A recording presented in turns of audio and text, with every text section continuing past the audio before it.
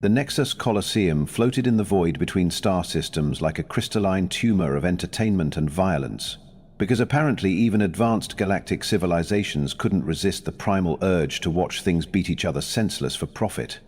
Built from compressed neutron matter and held together by gravitational fields that would make physicists weep with envy, the arena had hosted the galaxy's premier combat tournaments for over 3 millennia, which was impressive considering most species couldn't agree on what constituted proper bathroom etiquette, let alone establish a multi-species gladiatorial league. The betting systems alone represented a technological marvel that put most planetary defense networks to shame.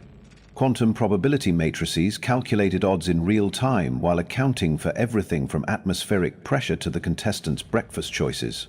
Advanced AIs processed millions of wagers per nanosecond, managing currency conversions between species that used everything from crystallized emotions to fermented bacteria as legal tender. The house always won naturally, but at least it won with sophisticated algorithms and polite holographic dealers. Today's tournament represented the pinnacle of this organized brutality, the Apex Championship, where representatives from 47 different species would attempt to pummel each other into submission using whatever natural or technological advantages their evolution had provided. The winner received enough credits to purchase a moon, plus the dubious honor of being considered the galaxy's most efficient killer. Previous champions included a sentient gas cloud that could phase through matter, a silicon-based life form that regenerated from molecular fragments, and a creature that existed in 11 dimensions simultaneously, which made targeting rather difficult. The current betting favorites occupied the premium preparation chambers, each a testament to their species' combat superiority. Korthak, the insectoid champion from the Hive worlds, possessed reflexes measured in microseconds and natural armor that could deflect plasma bolts. His 4 arms moved independently while calculating attack vectors through compound eyes that processed light spectrums most species couldn't even perceive. Velinar, representing the energy-based Luminari, could manipulate electromagnetic fields and existed as coherent plasma held together by pure willpower. Meanwhile, Thane of the Crystalline Dominion stood 3 meters tall, with diamond-hard skin and the ability to project sonic frequencies that could shatter molecular bonds. These were apex predators, evolutionary masterpieces, honed by millions of years of natural selection and technological enhancement. Each possessed abilities that defied conventional physics, while backed by civilizations that had mastered interstellar travel before humanity discovered fire. The bookmakers calculated their victory odds in fractions approaching certainty. Then there was humanity's representative. Zara Voss stood barely 1.7 meters tall, possessed no visible technological enhancements, and came from a species that had achieved spaceflight roughly 5 minutes ago in galactic terms. Her registration listed Earth as a Class XXI death world, which sounded impressive, until one realized that classification primarily indicated surprisingly good at not dying, despite everything trying to kill them. This was less of an endorsement and more of a polite way of saying congrats on surviving your own planet's temper tantrums long enough to develop space travel. The human had drawn considerable attention, though not the kind typically associated with championship contenders. Spectators pointed and whispered through whatever appendages they used for communication, expressing amazement that such a fragile-looking creature had managed to survive the preliminary rounds. Several xenobiologists in the audience frantically updated their research notes, trying to reconcile humanity's death world classification with their representatives' apparent lack of natural weapons, armor plating, or ability to phase through solid matter. Zara seemed remarkably unbothered by the attention, spending her preparation time studying arena schematics with the intensity of someone reading assembly instructions for furniture that would definitely collapse if assembled incorrectly.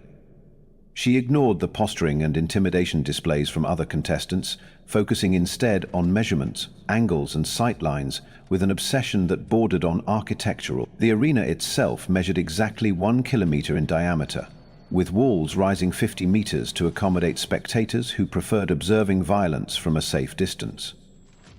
The floor consisted of adaptive smart matter that could shift between different surfaces and obstacle configurations, though today's tournament would feature the classic open arena layout. No hiding spots, no environmental advantages, just pure skill versus skill in a perfectly circular killing field. Combat rules were elegantly simple. last being standing wins, no permanently lethal attacks, and the medical nanobots would handle most injuries short of complete disintegration.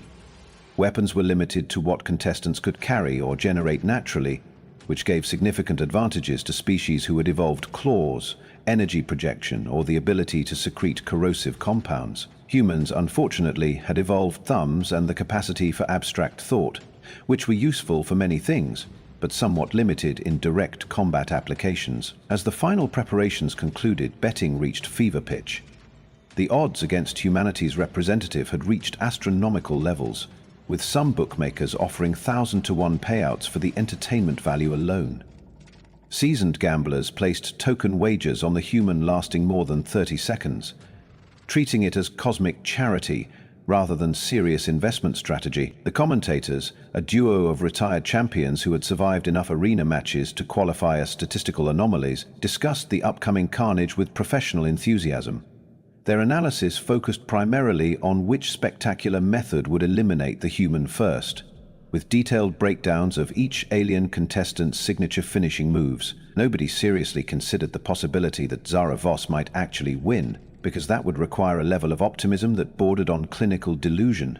The arena's atmospheric processes hummed to life, adjusting environmental conditions to accommodate the varied physiological needs of 47 different species, each requiring specific atmospheric compositions, gravity levels, and electromagnetic field strengths.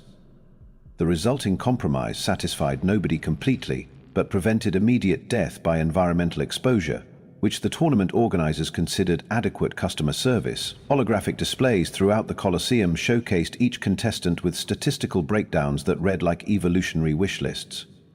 Korthak's profile highlighted reaction times that approached the theoretical limits of neural transmission, while Velinar's energy output readings required scientific notation to express properly.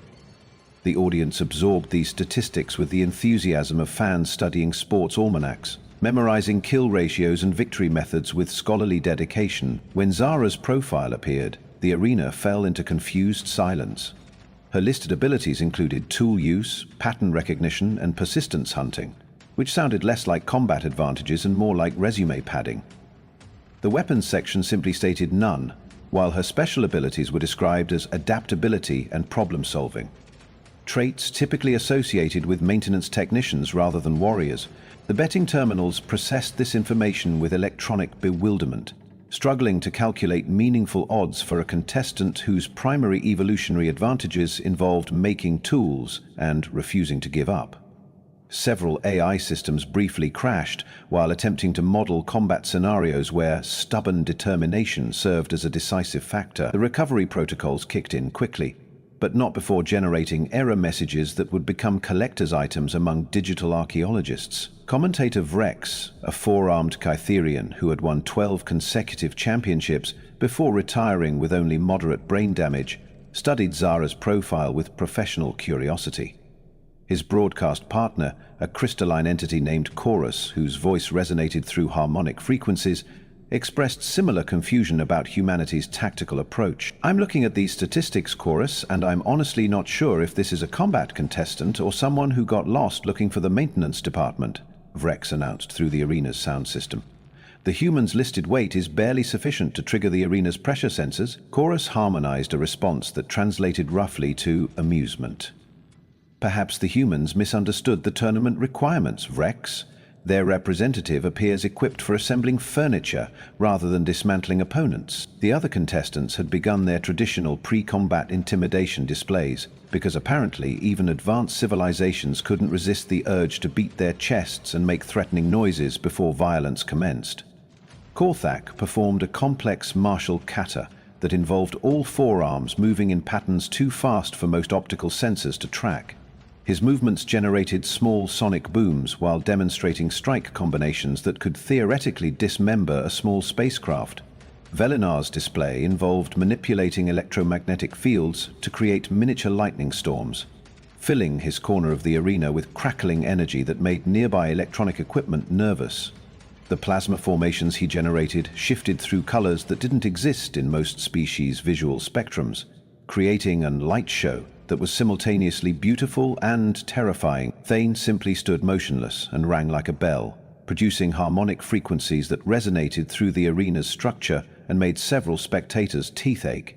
The sonic demonstration lasted exactly 30 seconds, during which time the crystalline warrior remained perfectly still while generating enough acoustic energy to shatter glass at considerable distances. Other contestants contributed their own displays of evolutionary superiority: acid secretion, phase shifting, telekinetic manipulation, and various combinations of natural weapons that would make military engineers weep with envy.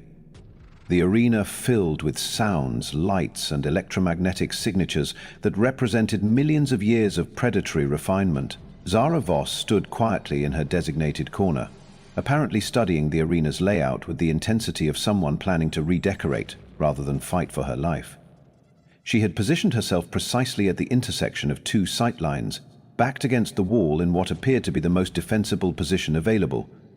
Most observers interpreted this as cowardice or tactical naivety, assuming the human had chosen the corner out of fear rather than strategy. The betting terminals registered this positioning with algorithmic confusion, unable to determine whether cornering oneself represented advanced tactical thinking or basic survival instinct.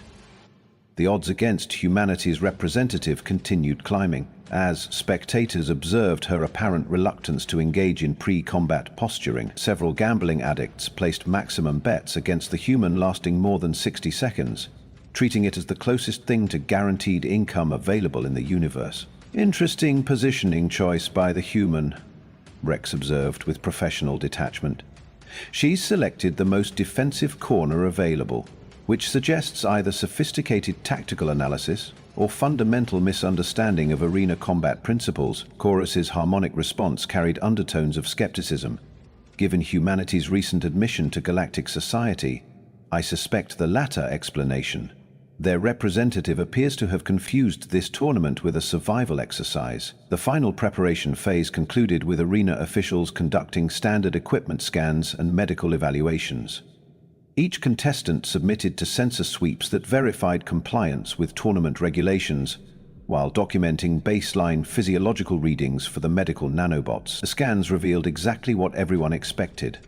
The alien contestants registered as walking weapons of mass destruction, while the human registered as slightly above average for her species in terms of physical conditioning.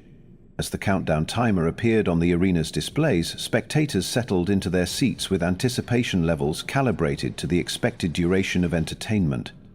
Most had prepared for a brief, violent spectacle followed by lengthy analysis of whatever remained of humanity's representative. The concession stands reported brisk sales of refreshments sized for quick consumption, as nobody expected the tournament to last long enough to require substantial nourishment. The final 10 seconds ticked away, while 47 contestants prepared to demonstrate why their species had earned reputations as galactic apex predators. Energy weapons charged, natural armor hardened, and predatory instincts sharpened to evolutionary perfection. In her corner, Zara Voss remained motionless, watching and waiting with patience that would prove far more dangerous than anyone imagined. The opening horn resonated through the Nexus Colosseum with a harmonic frequency designed to trigger fight-or-flight responses in 47 different species simultaneously, which was either impressive acoustic engineering or cosmic-level sadism disguised as entertainment. The sound barely faded before the arena exploded into controlled chaos as contestants launched themselves at each other with millennia of evolutionary refinement backing every strike, slash, and energy discharge. Torthak moved first, because insectoid reflexes operated on timescales that made other species appear to be swimming through temporal molasses. His forearms blurred through attack patterns, while his compound eyes tracked multiple targets simultaneously, processing visual information faster than most species could form coherent thoughts. Within the first 3 seconds, he had eliminated 2 contestants and severely damaged a third, his natural armor deflecting return strikes while his mandibles clicked with predatory satisfaction. Velinar's response involved converting himself into a living electromagnetic storm, phasing between energy and matter states while projecting plasma bolts that turned unlucky opponents into briefly glowing sculptures.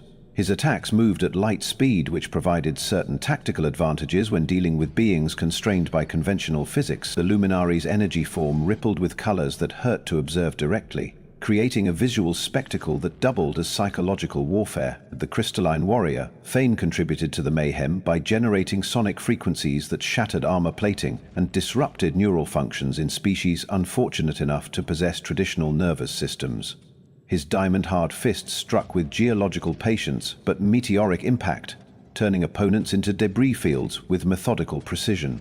Each blow resonated through the arena's structure with harmonics that made spectators' internal organs vibrate sympathetically. Meanwhile, in the corner that everyone had dismissed as cowardice incarnate, Zara Voss remained completely motionless, not strategically repositioning, not preparing defensive measures, not even flinching when energy blasts scorched the arena floor mere meters from her position. She stood with her back against the wall, hands at her sides, watching the carnage unfold with the detached interest of someone observing a particularly violent nature documentary. "This is unprecedented," Rex announced through the arena's sound system, his four arms gesticulating with confusion. The human contestant appears to have entered some form of cataleptic state. Our medical sensors indicate she's conscious and alert, but she's showing no indication of participating in the tournament. Chorus harmonized a response that carried undertones of bewilderment. Perhaps this represents a previously unknown human defense mechanism, similar to prey species that feign death when confronted by predators. Though typically such behaviors occur after combat begins, not as an opening strategy. The arena's medical nanobots conducted discrete scans of the motionless human, verifying that her vital signs remained within normal parameters, while her neural activity suggested active observation rather than shock-induced paralysis.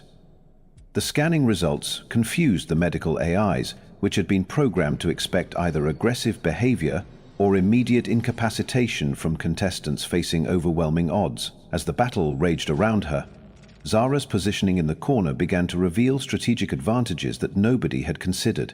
The arena's circular design created natural sightlines that converged on her location, providing an unobstructed view of every engagement while keeping her outside the immediate combat radius.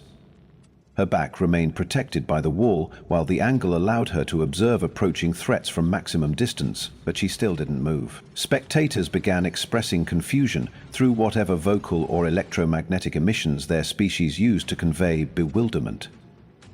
Betting terminals registered inquiries about tournament rules regarding inactive participants, while gambling addicts wondered if the humans' immobility voided their wages or simply made them easier to collect. The arena's officials consulted regulations that had been written over millennia of interspecies combat, searching for precedents involving contestants who refused to participate in their own destruction. The combat continued with spectacular violence, as contestants eliminated each other through superior firepower, advanced tactical coordination, and the occasional stroke of evolutionary luck.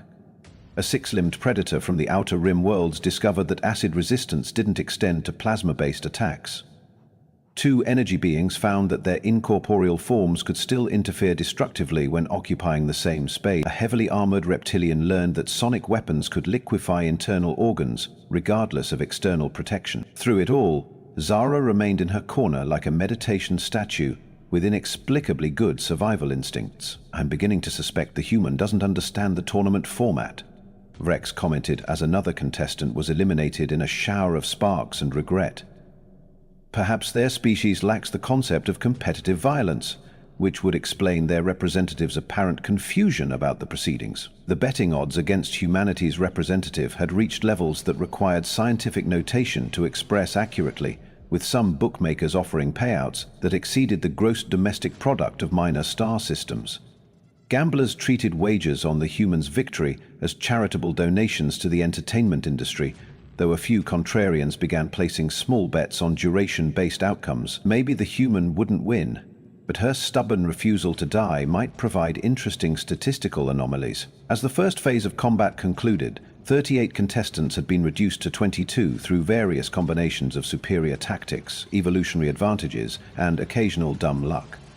The survivors represented the apex predators of their respective species, each having demonstrated why their civilizations had achieved interstellar dominance through applied violence and strategic thinking. The human had demonstrated an exceptional ability to avoid notice while occupying the same space as galactic-level carnage. Korthak, Velinar and Thane remained among the survivors, as expected by anyone who understood evolutionary mathematics and tactical probability. Their respective kill counts reflected millions of years of predatory refinement, with each elimination accomplished through precise application of species-specific advantages. They had carved through the initial competition like natural disasters, with tactical planning capabilities, but as the second phase began, something shifted in the arena's dynamics. The remaining contestants, having eliminated the easier targets, began reassessing their strategic options while dealing with accumulated damage and depleted energy reserves. The circular arena that had seemed spacious with 47 participants now felt considerably more intimate, with 22 survivors who were running out of convenient victims. For the first time since the tournament began, several contestants noticed the motionless human in her corner and began calculating whether she represented an easy elimination or simply wasn't worth the effort to approach. Her positioning required crossing significant distances while exposing themselves to attacks from other survivors, which raised questions about risk versus reward calculations. In her corner, Zara Voss continued watching with the patience of someone who had learned that sometimes the best strategy involved letting problems solve themselves.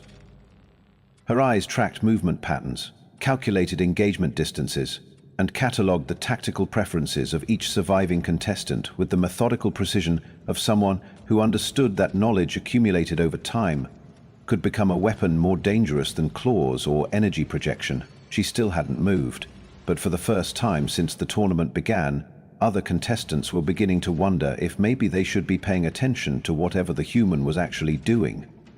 The arena's atmosphere had shifted from chaotic violence to calculated lethality as 22 survivors faced the uncomfortable mathematics of diminishing returns.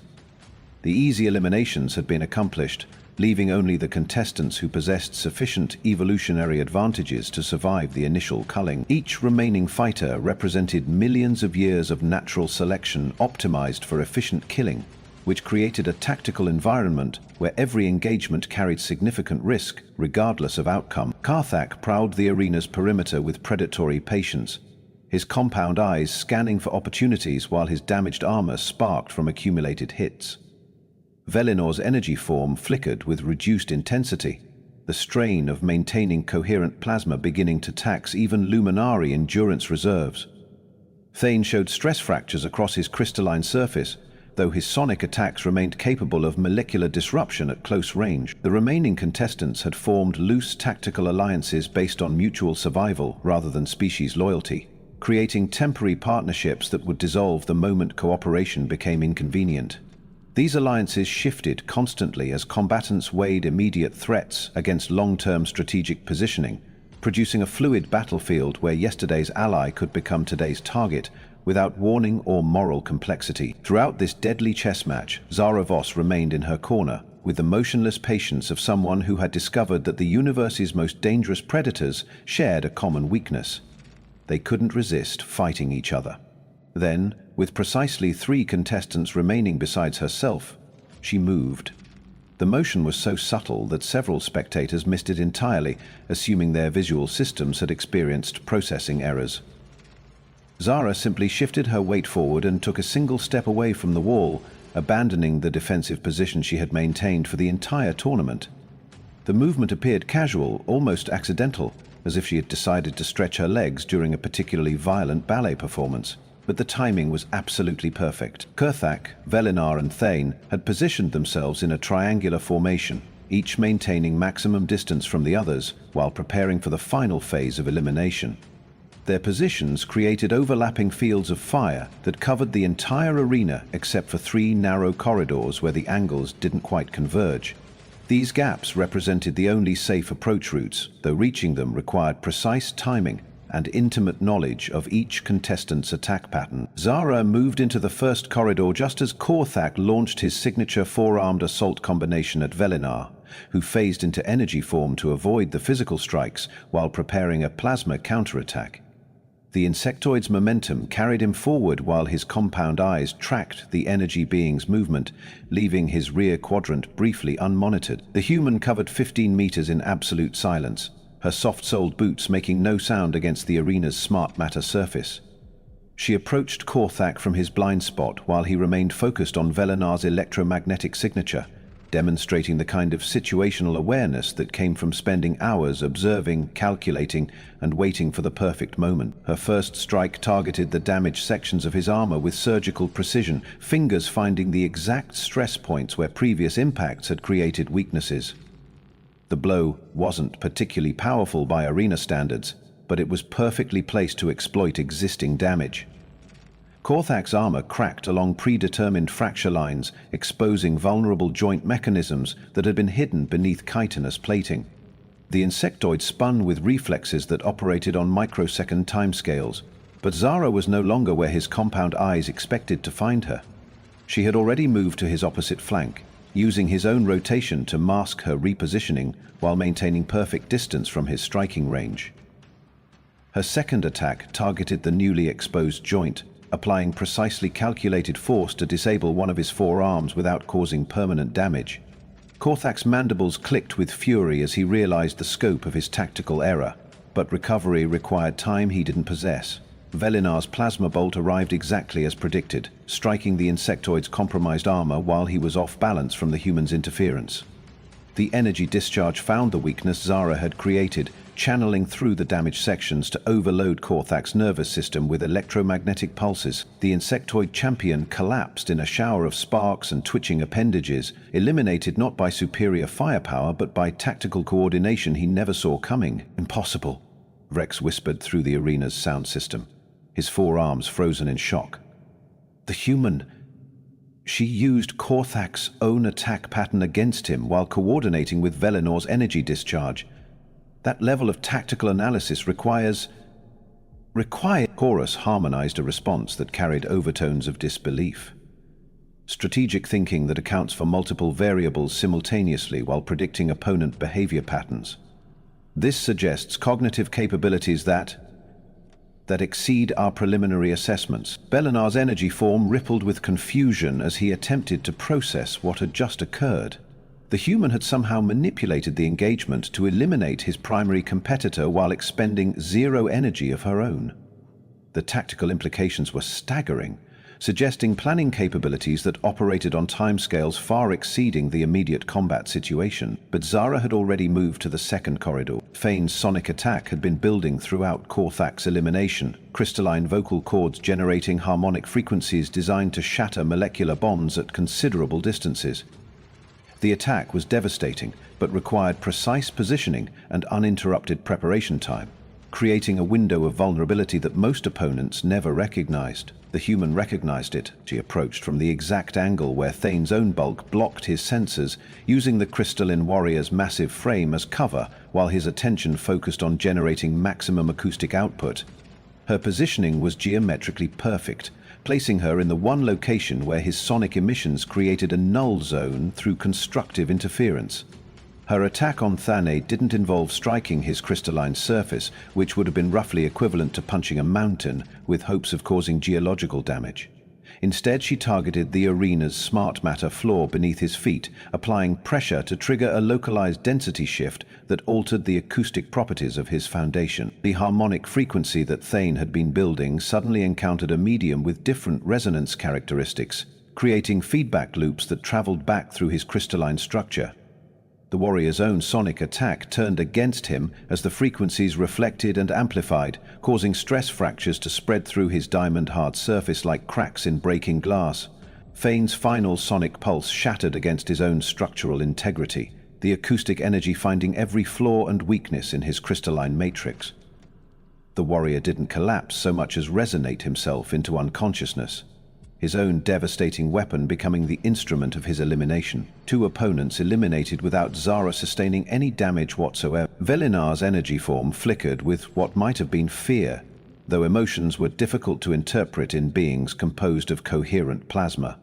The Luminari had witnessed tactical analysis that bordered on precognition, watching a seemingly primitive human eliminate two apex predators through superior understanding of physics, timing, and environmental factors. "This changes everything," Rex announced to an arena that had fallen into stunned silence. The human didn't avoid combat out of cowardice.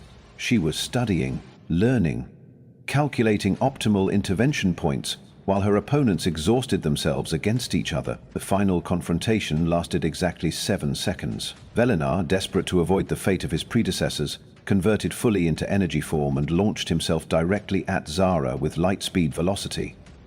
The attack was devastating, unstoppable, and precisely what the human had been waiting for him to attempt. She sidestepped. The movement was minimal, perfectly timed, and positioned her exactly where Velinar's energy form would intersect with the arena's electromagnetic containment field. The Luminari struck the field at maximum velocity while fully dispersed, creating an interference pattern that disrupted his coherence matrix and scattered his consciousness across several square meters of charged particles. When the electromagnetic cascade finally dissipated, Velinor reformed as a barely conscious puddle of flickering plasma, eliminated by his own desperate attack and the human's perfect understanding of arena engineering. Zara Voss stood alone in the center of the Nexus Colosseum, completely undamaged and officially the galaxy's new Apex champion. The arena's silence stretched for several seconds while 47 different species attempted to process what they had witnessed. Then the cheering began, starting as confused appreciation and building into thunderous approval as spectators realized they had observed tactical brilliance that redefined their understanding of combat effectiveness. The Nexus Colosseum's victory protocols activated with mechanical precision, though the ceremonial subroutines appeared somewhat confused by the unprecedented nature of the championship outcome. Holographic displays flickered between standard congratulatory messages and error notifications, as if the arena's AI systems were struggling to reconcile their programming with the reality of a human victory achieved through strategic patience rather than overwhelming firepower. Zara stood in the arena's center while automated medical scanners confirmed what everyone could already observe. She had sustained 0 injuries during her championship run. The nanobots found nothing to repair, no damage to catalog, and no trauma indicators to document. According to their sensors, she could have immediately entered another tournament without requiring recovery time, which violated several fundamental assumptions about competitive combat. The crowd's reaction evolved through distinct phases of emotional processing. Initial shock gave way to confused murmuring as spectators attempted to understand what they had witnessed. Multiple species engaged in heated discussions about whether the human's tactics constituted legitimate combat or elaborate performance art. Several xenobiologists frantically updated their research notes while reconsidering everything they thought they knew about Deathworld evolution. Rex, the commentator whose 4 arms had remained frozen in disbelief since Korthak's elimination, finally found his voice through the arena's sound system. Ladies, gentlemen, and beings of indeterminate classification, I have witnessed 12,000 arena matches during my career, and I can honestly say that nothing in my experience prepared me for what we have just observed. Chorus harmonized agreement with frequencies that translated as professional bewilderment. The human contestant has redefined tactical thinking through applied patience and environmental awareness. Her victory represents a paradigm shift in combat philosophy that will require extensive analysis by military strategists across the galaxy. The betting terminals were experiencing what could charitably be described as electronic nervous breakdowns. Odds that had reached astronomical proportions suddenly required payouts that exceeded several planetary budgets, while gambling addicts who had placed token wagers on impossible outcomes found themselves accidentally wealthy beyond imagination. The house's carefully calculated advantage had evaporated through sheer statistical impossibility. The tournament officials approached Zara with the ceremonial championship regalia, though their movements suggested uncertainty about proper protocol when dealing with victors who hadn't actually fought in any conventional sense. The traditional crown, designed for various alien anatomies, sat awkwardly on her human skull, while the victory cape draped over shoulders that lacked the spines, energy projectors, or crystalline formations typically associated with galactic champions. To the victor by process of elimination and superior tactical analysis, Zara Voss of Earth, announced the official herald, a bureaucratic entity whose job involved making proclamations to beings who might express disapproval through methods ranging from polite clapping to antimatter detonation. Champion of the Apex tournament through strategic superiority and environmental manipulation. As Zara accepted the championship prize, a credit allocation sufficient to purchase several moons plus mineral rights throughout the Outer Rim territories, Reporters from 47 different news networks requested interviews with questions that revealed their complete failure to understand what had actually occurred. Most inquiries focused on her species' secret combat techniques or hidden technological advantages, missing the point so thoroughly that their confusion became a form of entertainment itself. "Champion Voss," called out a reporter whose crystalline structure suggested geological origins, "what advanced human combat training prepared you for this victory?" Zara's response carried the dry humor of someone who had spent her childhood playing games that apparently constituted military training without realizing it. Hide and seek, mostly. Also musical chairs, which teaches you about timing and positioning. My elementary school playground was apparently more strategically relevant than I realized. The reporters exchanged confused glances through whatever sensory organs their species used for visual communication, clearly struggling to understand how children's games could translate into galactic-level tactical superiority. Several began frantically researching human recreational activities, suspecting they had overlooked crucial intelligence about Earth's military capabilities. "But surely," pressed another reporter, this one resembling an animated collection of tentacles with journalistic credentials, "your species possesses some evolutionary advantage that enabled this unprecedented victory." "We're good at waiting," Zara replied with the casual tone of someone explaining basic physics to particularly slow students. "Also, we notice things. Patterns, mostly. When you spend enough time watching, you start to see how things connect, how actions lead to predictable consequences." Everyone else was so focused on fighting that they forgot to pay attention to what they were fighting. The arena's xenobiological experts absorbed this information with the enthusiasm of researchers discovering new fundamental constants. They had been expecting revelations about hidden weapons or secret training techniques, not philosophical observations about observation itself. Several began requesting permission to study human recreational activities, suspecting that playground games might represent sophisticated tactical education disguised as childhood entertainment. As the ceremony concluded and Zara prepared to leave the arena, she paused to address the crowd through the arena's sound system. Her words carried across the Colosseum with the quiet authority of someone who had just demonstrated that intelligence could triumph over instinct when properly applied. "You all assumed that because I didn't look dangerous, I wasn't dangerous," she said, her voice echoing through the crystalline structure. "You assumed that because I waited instead of attacking, I was weak. You assumed that because my species is new to galactic society, we don't understand how things work, but sometimes the most dangerous thing you can do is underestimate someone who's been watching, learning, and waiting for exactly the right moment." The arena fell silent as 47 different species contemplated the implications of her words.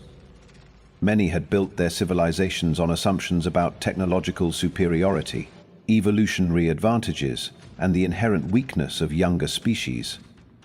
The humans' victory challenged these assumptions in ways that would require fundamental reassessment of galactic power structures. As Zara walked toward the arena's exit, championship regalia draped awkwardly over her human frame, the Nexus Colosseum's betting terminals continued processing the financial catastrophe her victory had created. Fortunes had been lost, impossible odds had been beaten, and the house's mathematical certainty had been demolished by someone who understood that patience and observation could defeat raw power when properly applied. The irony was not lost on the more philosophically inclined spectators. The galaxy's most advanced civilizations, with their sophisticated weapons and evolutionary advantages, had been outsmarted by a species that had recently discovered fire, in cosmic terms.